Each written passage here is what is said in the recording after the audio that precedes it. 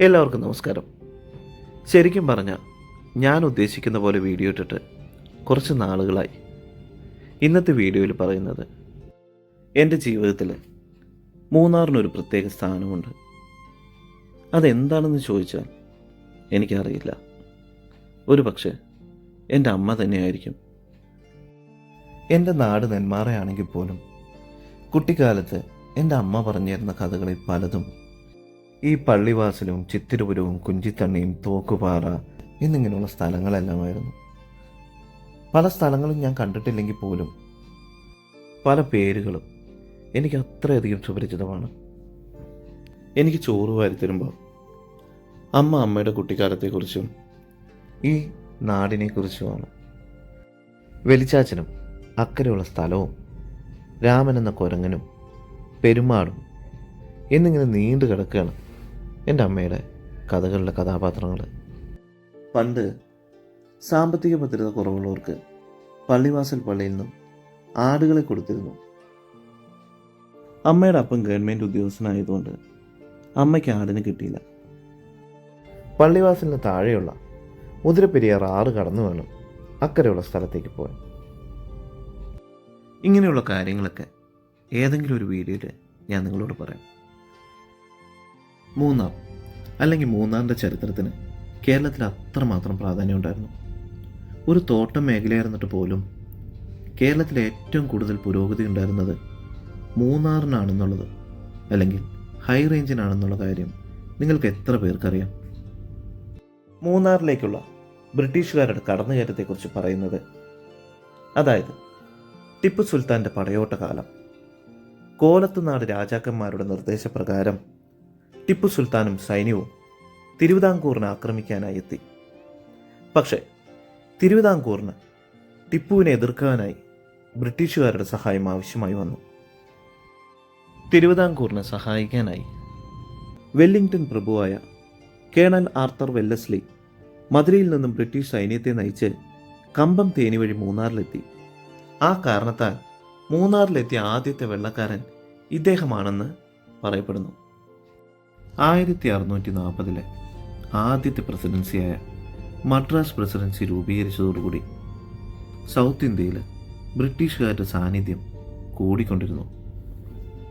അതിനു മുമ്പ് മൂന്നാർ എന്ന പേര് വരാൻ കാരണം എന്താണെന്ന് നിങ്ങൾക്കറിയുമോ?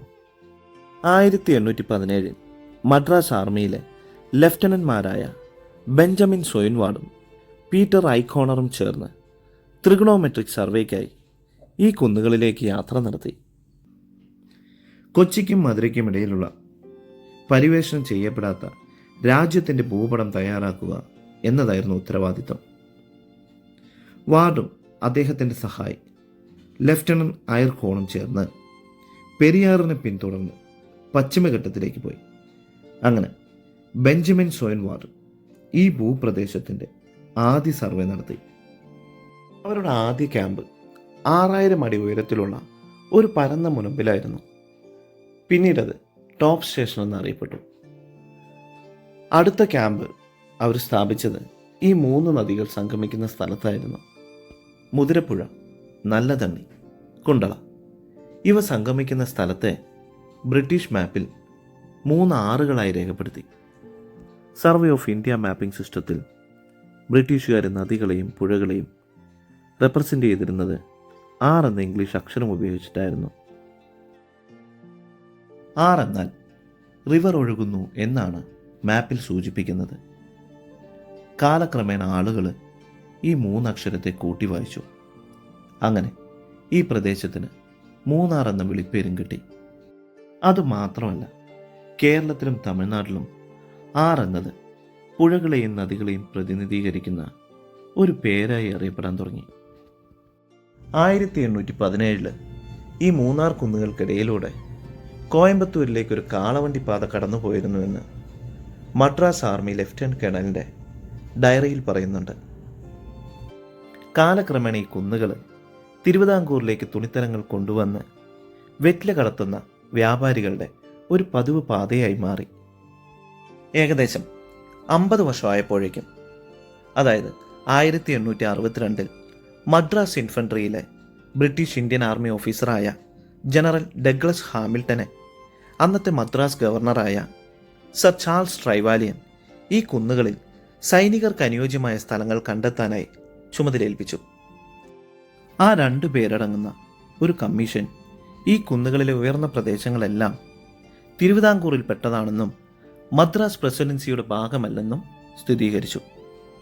അങ്ങനെ 1870-കളിൽ തിരുവിതാംകൂറിൻ്റെയും മദ്രാസ് സംസ്ഥാനത്തിൻ്റെയും അതിർത്തി പ്രശ്നം രൂക്ഷമായിരിക്കുന്ന സമയം പ്രശ്നപരിഹാരത്തിനായി തിരുവിതാംകൂർ സർക്കാരിൻ്റെ അഭിഭാഷകനായ ജോൺ ഡാനിയൽ മൺറോ, ഈ 5 നാട്ടിലെ തദ്ദേശീയ ഗോത്രക്കാരാണ് ഈ മുതുവാൻ സമുദായം, മൂന്നാറിലേക്കുള്ള മൺറോയുടെ ആഗമനത്തിന് തിരുവിതാംകൂർ സർക്കാരിൻ്റെ നിർദ്ദേശപ്രകാരം നേതൃത്വം നൽകിയത് ഈ മലയോര ഗോത്രത്തലവന്മാരായ കണ്ണനും തേവരുമായിരുന്നു. ഇവരുടെ സഹകരണത്താൽ ഈ പ്രദേശം മുഴുവൻ പരിവേഷണം ചെയ്യാൻ മൺറോയെ വളരെയധികം സഹായിച്ചു. കുന്നുകളും കാടുകളും നിറഞ്ഞ വലിയൊരു വനപ്രദേശം, തേയിലത്തോട്ടത്തിൻ്റെ മനോഹാരിതയൊന്നുമില്ലാത്തൊരു മൂന്നാർ. ഇദ്ദേഹത്തിൻ്റെ വരവ് അക്ഷരാർത്ഥത്തിൽ മൂന്നാറിനെ തന്നെ മാറ്റിമറിച്ചു. ആധുനിക മൂന്നാറിൻ്റെ ശില്പി എന്നാണ് ജോൺ ഡാനിയൽ മൺറോയെ അറിയപ്പെട്ടിരുന്നത്.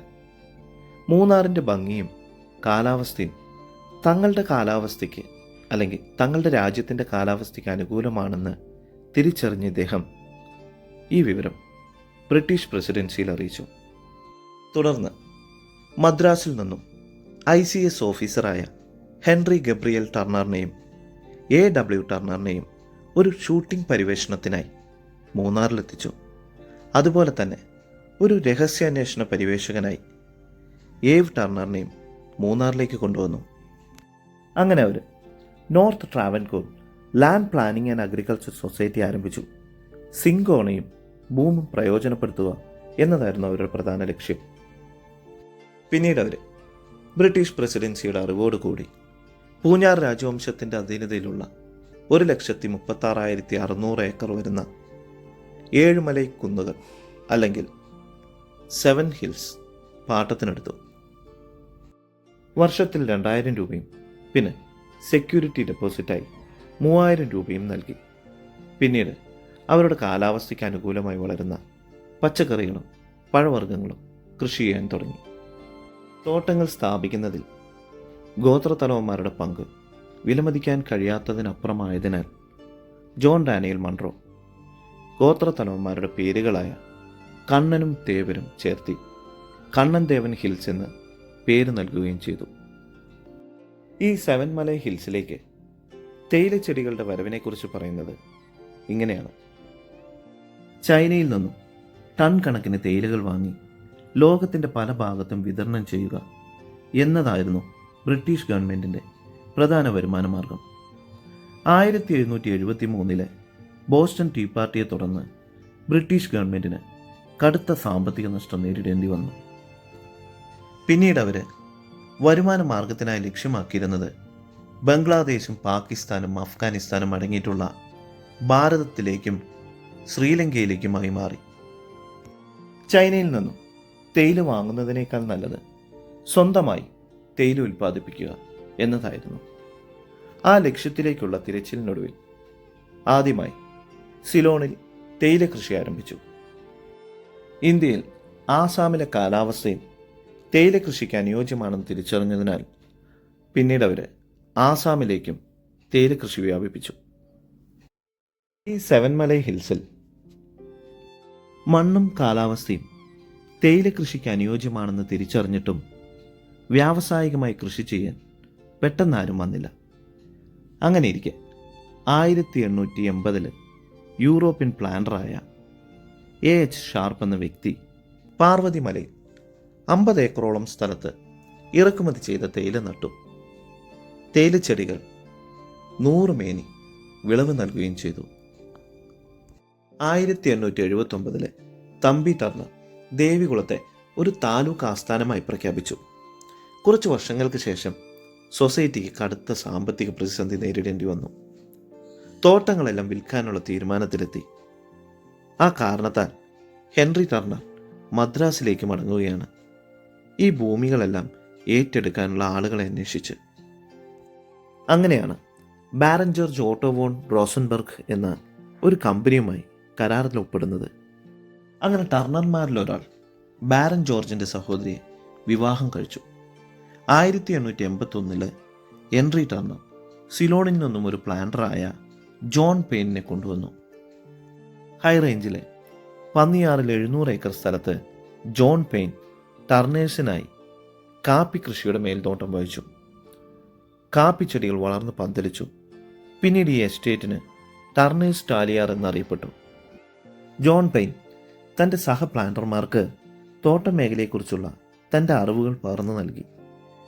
ടർണറിൻ്റെ സഹപ്രവർത്തകനായ CW മാർട്ടിൻ 1883 സേത്തുപാറ എസ്റ്റേറ്റ് തുറക്കുന്നതിനായി അദ്ദേഹത്തിൻ്റെ അനന്തരവനായ ഐമർ ഫ്ലോക്ക് മാർട്ടിൻ അഥവാ ടോബി മാർട്ടിനെ ഇങ്ങോട്ടേക്ക് അയച്ചു. ജോൺ പെയിൻ്റെയും ടോബി മാർട്ടിൻ്റെയും വരവ് ജില്ലയ്ക്ക് നാഗരികതയിലേക്കുള്ള ഒരു ചുവടുവയ്പ് കൂടിയായിരുന്നു. തോട്ടം തൊഴിലാളികളോടുള്ള സൗഹൃദവും സഹകരണവും തൊഴിലാളികളുടെ ജീവിതത്തിലും തോട്ടം മേഖലയിലും വലിയ മാറ്റങ്ങൾ കൊണ്ടുവന്നു.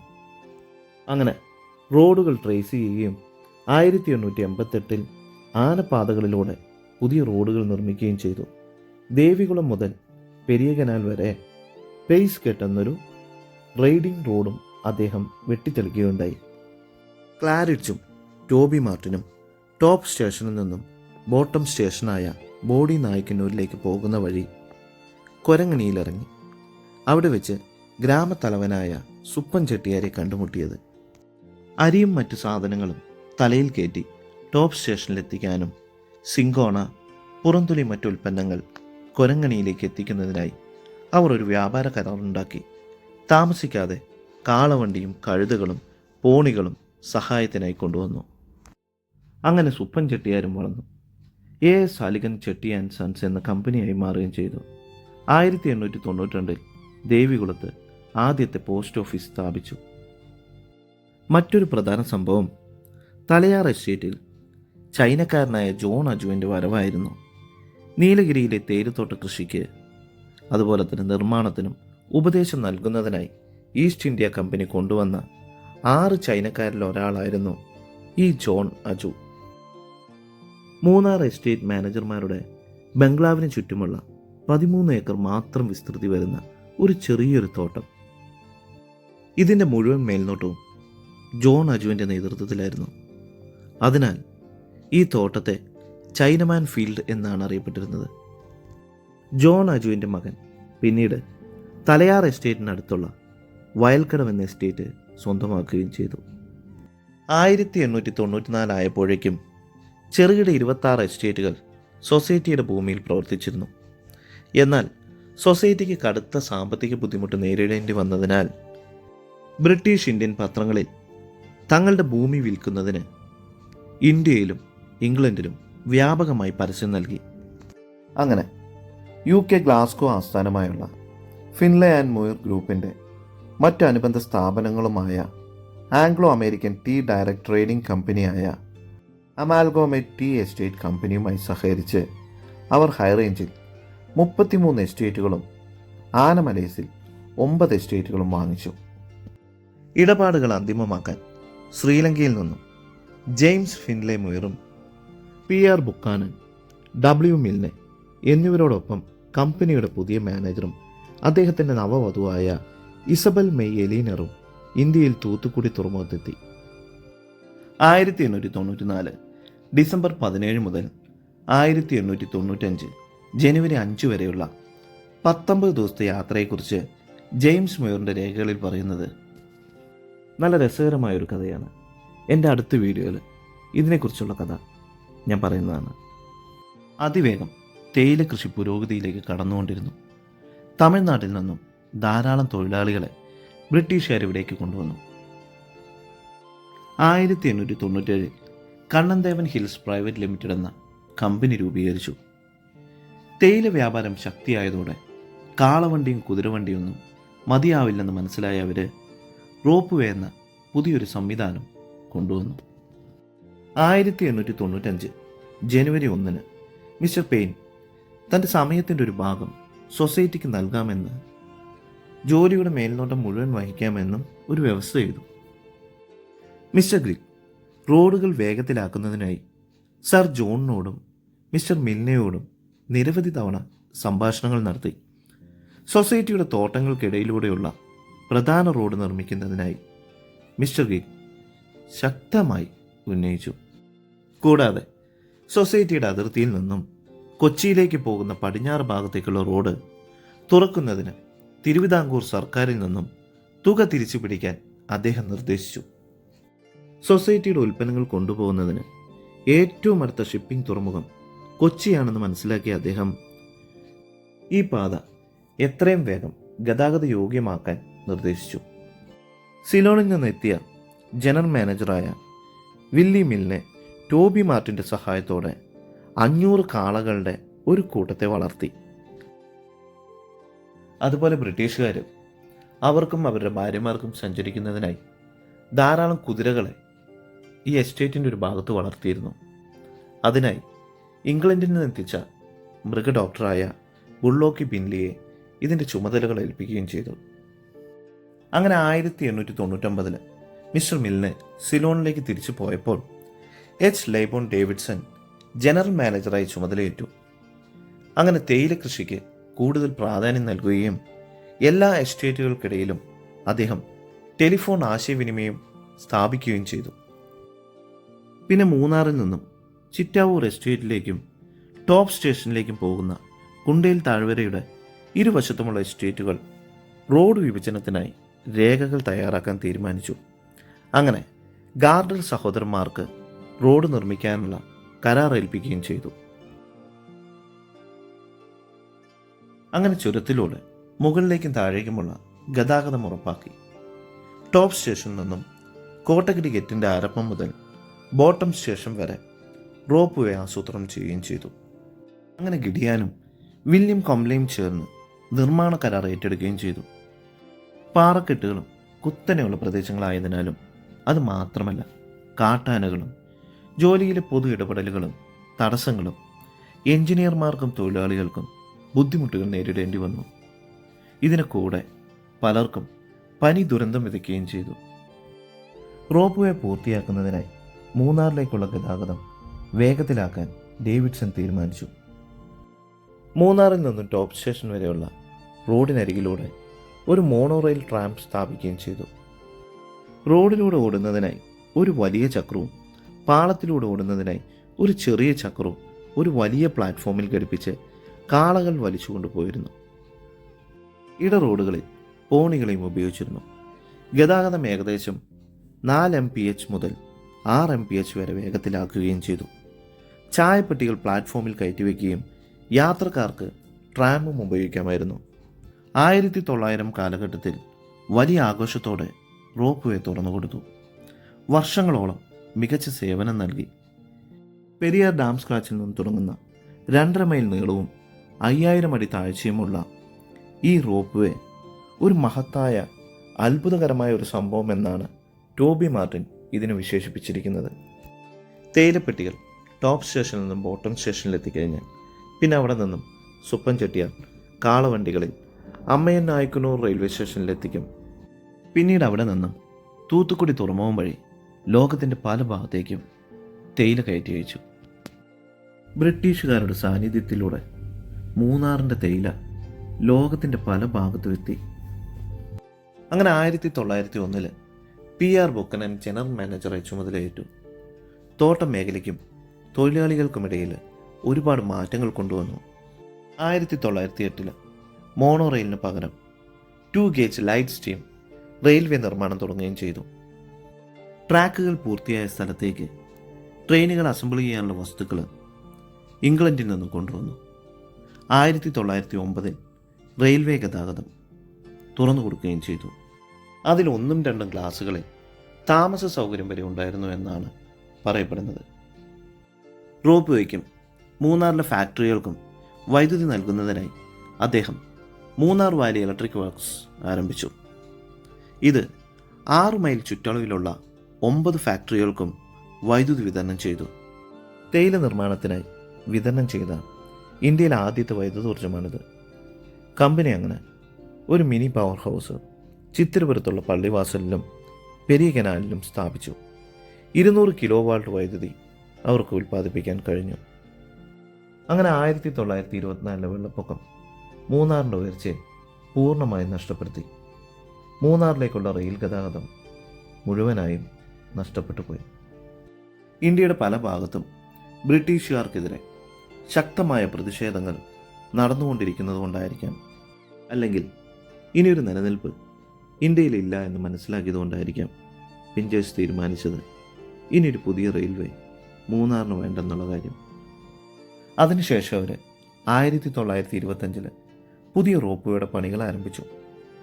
ആദ്യ 3 പാതകളായിട്ടാണ് ടോപ്പ് സ്റ്റേഷൻ മുതൽ ചിറ്റാവുറ എസ്റ്റേറ്റ് വരെയും അവിടെ നിന്ന് സേതുപാറ, മാട്ടുപ്പെട്ടി, തുടർന്ന് 3ാമത്തെ പാതയായി മൂന്നാറിലേക്കുമായിരുന്നു. 400 IB ഭാരമെടുക്കുന്ന ഹങ്കറുകളുള്ള 14.5 മൈൽ റോപ്പ് പൂർണ്ണശേഷിയിൽ ഒരു ദിവസം 25 ടൺ തേയിലകൾ കൊണ്ടുപോകാൻ കഴിയും. 7,60,000 രൂപ ഇതിനായി അവർ അന്ന് ചിലവാക്കുകയും ചെയ്തു. 1926 ഡിസംബർ 3 റോപ്പ് വേ തുറന്നു കൊടുക്കുകയും ചെയ്തു.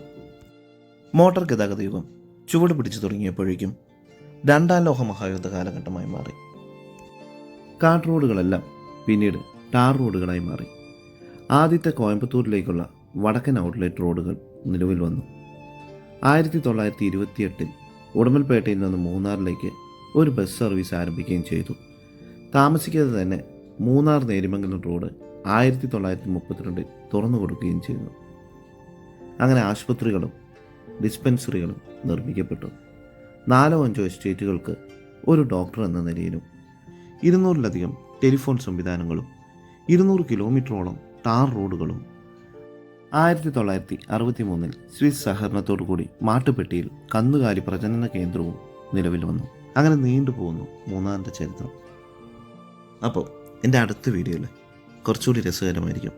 കാരണം ഇസബൽ മേയുടെയും അതുപോലെ പള്ളിവാസൽ എന്ന സ്ഥലത്തിന് പേര് വരാനുണ്ടായ കാരണത്തെക്കുറിച്ചുമായിരിക്കും. അപ്പോൾ വീഡിയോ ഇഷ്ടപ്പെട്ടിട്ടുണ്ടെങ്കിൽ ലൈക്ക് ചെയ്യുക.